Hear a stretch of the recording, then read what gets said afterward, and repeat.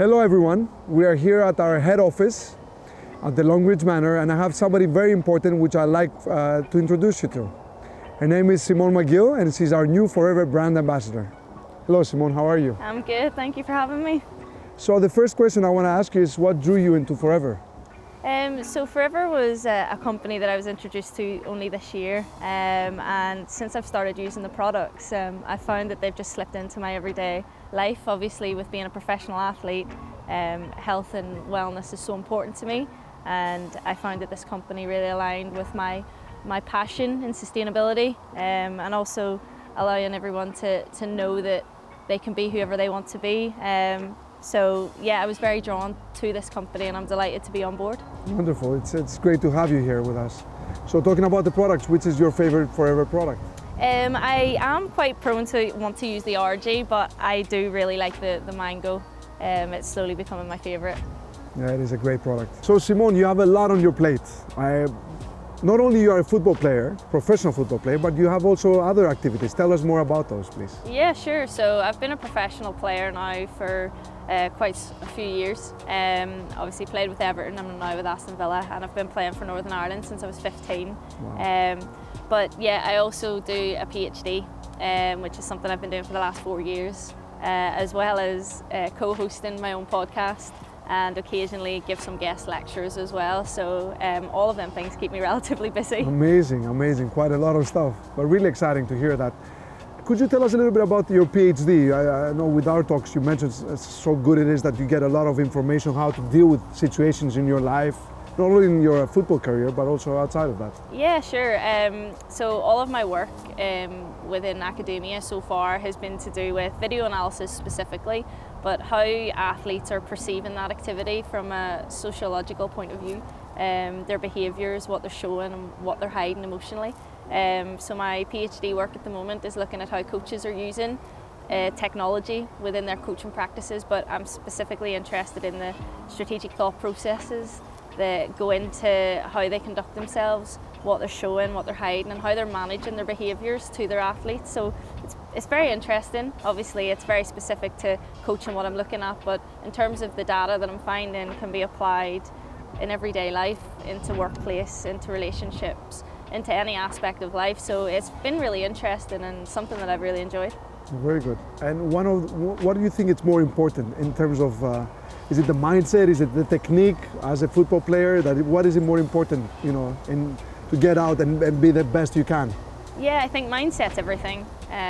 You don't get very far if you haven't got the willpower in your mind that you believe you can go and do something. I think especially when I look at my career, I had a dream that didn't exist at a point. Professional women's football wasn't a thing when I was a kid growing up, and I believed that one day it would be, but I had the drive and the desire to want to go and do everything I possibly could to at least know that I left no stone unturned to get to where I wanted to go.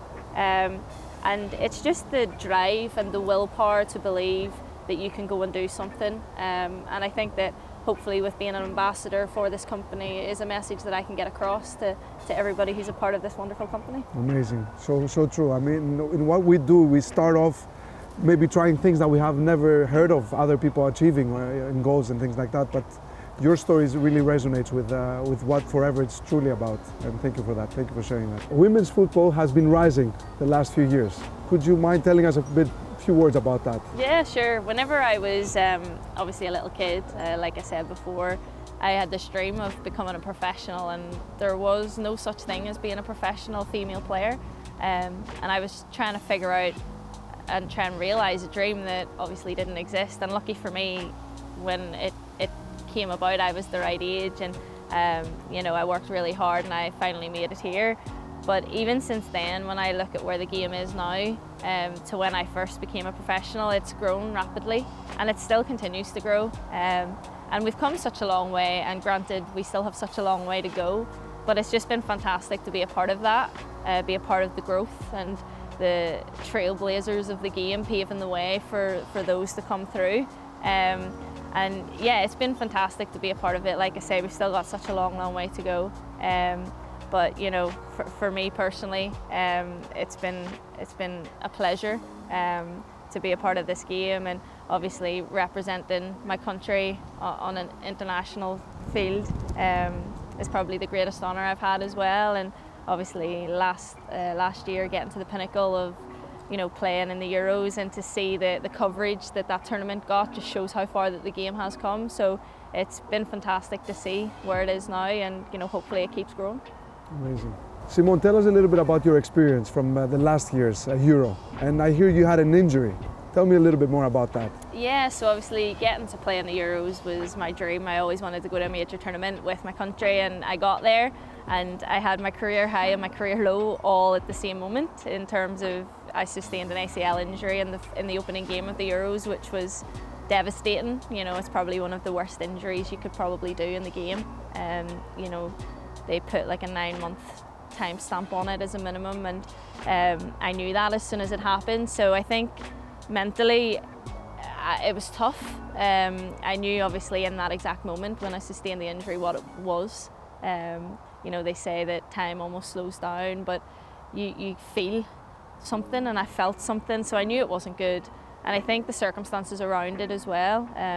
Obviously I was devastated. It happened at such a major tournament, but I'd also just signed for Aston Villa. So I just knew that it was going to be tough, and it was. Thankfully I'm back now, which is amazing. And when I look back to the rehab, it was hard, but I learned so much about myself as a person, but as an athlete as well. And I feel like I'm mentally stronger now and physically stronger now than I was before. So I think that there's a lot I can take away from that experience in terms of how to be patient. I had to be very patient to come through something like that.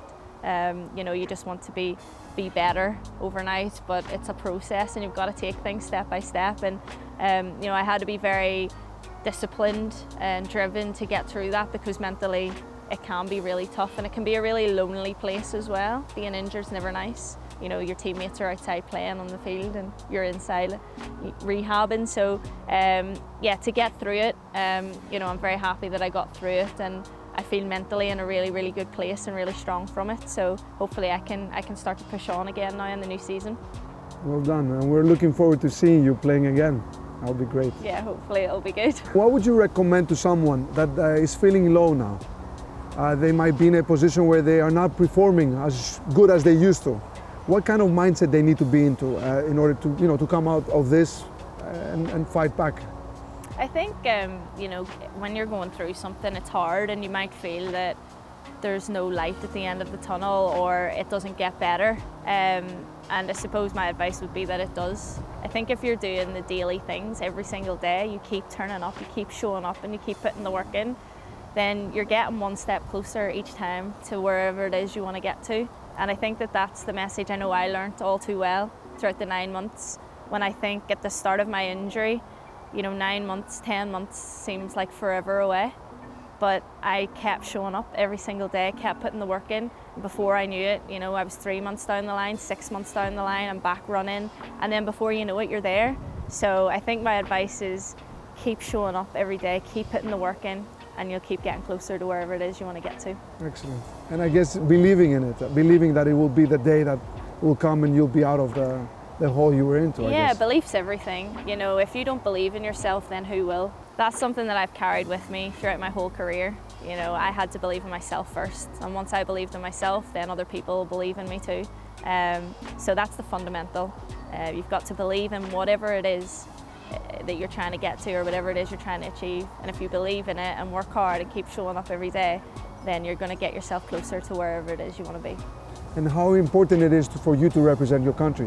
You feel like you're there not only for yourself, but for your whole country back home? Yeah, it's the greatest honour. It's all I ever wanted to do when I was a kid, was put on the Northern Ireland jersey and represent my country at the pinnacle, at the top, at the very top. And I've got to do that, and I'm looking forward to being able to do that again after my injury. There's no feeling in the world like it when you're walking out, you're singing the anthem and the fans are there and you see your family in the crowd.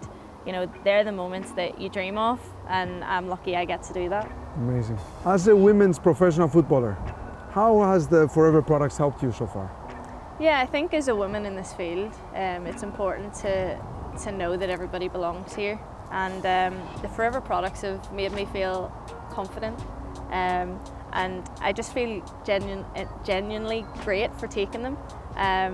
And I think that that's important, you know, that women and girls also feel that as well. You know, I think that that's a key message that I kind of want to bring across to this company, is that, you know, being an underdog and being a woman and achieving the pinnacle in your career, that other people can do that too, and this company and these products are going to help me achieve that.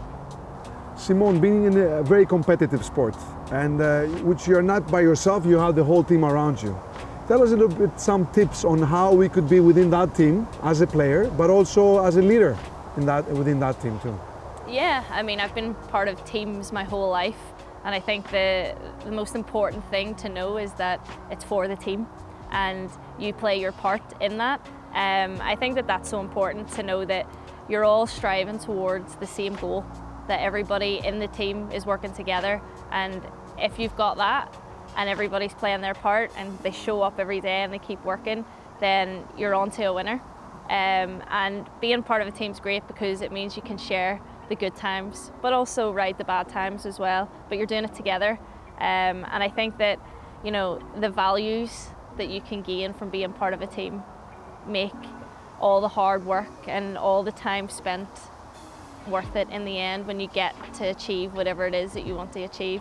And being part of so many teams throughout all of my career have taught me that, but also helped me develop my own leadership skills, and defined who I wanted to be as a player, but also as a person. And I think that they're fundamental attributes that you can carry through any aspect in life as well.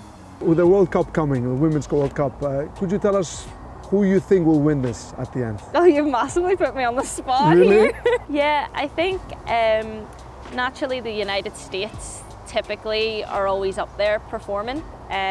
England obviously won the Euros, although they've had some big injuries, so they might struggle, but equally I think that they will still be in and around it. But I think I would tip the US. They always show up on the big stage, so I'm gonna say them. And any other team that you feel that they have maybe a chance to kind of try to win this outside of the favorite, which is the US? Yeah, I mean, you've got other top nations. I mean, all the nations in the World Cup are top nations, but Spain are obviously a really good side. But I also think that I'm looking forward to watching Australia play. Obviously, the World Cup's over in Australia and New Zealand, so I'm looking forward to watching them because of it being a home World Cup. And, you know, who knows, they could maybe be a surprise package. Great, all right. Simone, thank you very much for our talk. Really, it was inspiration to hear your story. I know you're gonna grow your fan base here, because all our forever business owners would like to hear and listen and see you more. Yeah, sure. So obviously to watch my games, every week the games are either on TV, or you can also get them just through the FA app, and internationally again they're on TV as well. And in terms of my personal pages, at Simone Magill on all social platforms. I'm on pretty much everything, so they can find me there. Great. Thank you very much again for joining our family. We're really glad to have you on board. And we want to wish everybody good luck and the best in their forever business. Cheers. Cheers.